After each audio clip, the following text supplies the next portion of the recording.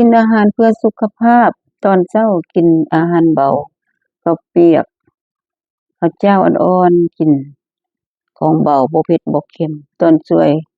สามารถกินได้ทุกอย่างตอนบ่ายมักกล้วยมักเกี้ยงมักแอปเปิลตอน3-4 โมง5 โมงท่านสามารถกินข้าวกินได้ทุกอย่างกินได้ทุกชนิดหลังจาก6 โมงขึ้นไปบ่อยากให้ทานกินเปอข้าวเปียกข้าวเหนียวข้าวเจ้าข้าวปุ้นบ่อยากให้กินท่านสามารถกินแกงไข่แกงเต้าหู้แกงผักกินได้ทุกอย่างนอกจากธาตุแป้งมันดีบ่อนใดดีบ่อนว่าถ้าเฮาบ่กินธาตุแป้งตื่นขึ้นมาเฮาก็สิรู้จักเบาตนเบาโตรู้สึกเบาตนเบาโตแล้วก็บ่ท้อง